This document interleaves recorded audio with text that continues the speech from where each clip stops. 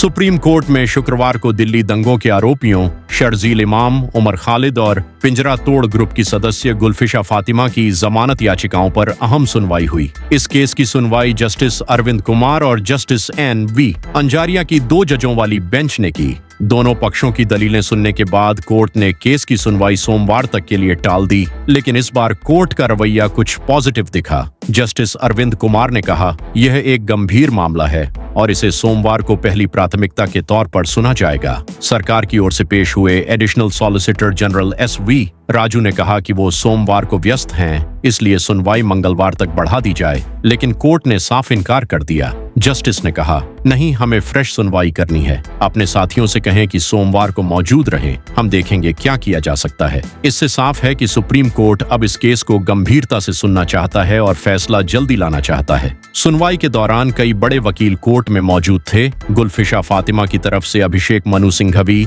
शर्जील इमाम की तरफ से सिद्धार्थ दवे और उमर खालिद की तरफ से कपिल सिब्बल पेश हुए। सिंघवी ने कहा कि मेरी मुवक्किल अप्रैल 2020 से जेल में है, यानी 5.5 साल हो चुके हैं। चार्जशीट सितंबर 2020 में दाखिल हुई, लेकिन पुलिस हर साल एक नई पूरक चार्जशीट डाल देती है। उन्होंने कहा कि फातिमा के खिलाफ हिंसा या हथियारों से जुड़ा कोई सबूत नहीं है। गुलफिशा फातिमा ने कहा, मैं पिंजरा तोड़ समूह का हिस्सा हूँ, लेकिन जहाँ मैं थी वहाँ कोई हिंसा नहीं हुई। सिंघवी ने आगे कहा कि देवांगना और नताशा को पहले ही जमानत मिल चुकी है, तो फातिमा को जेल में रखना अनुचित है। वहीं सरकार की ओर से SGSV राजू ने कहा कि उमर खालिद, शर्जील इमाम और उनके साथियों ने सुनियोजित साजिश के तहत हिंसा भड़काई। उनका उद्देश्य सिर्फ दिल्ली में तनाव फैलाना नहीं था, बल्कि देश की एकता और संप्रभुता को चोट पहुंचाना भी था। सरकार ने कहा कि यह पूरी साजिश डोनाल्ड ट्रंप के भारत दौरे के समय रची गई थी, ताकि अंतर्राष्ट्रीय मीडिया का ध्यान खींचा जाए और यह दिखाया जाए कि भारत में मुस्लिमों के खिलाफ नरसंहार हो रहा है।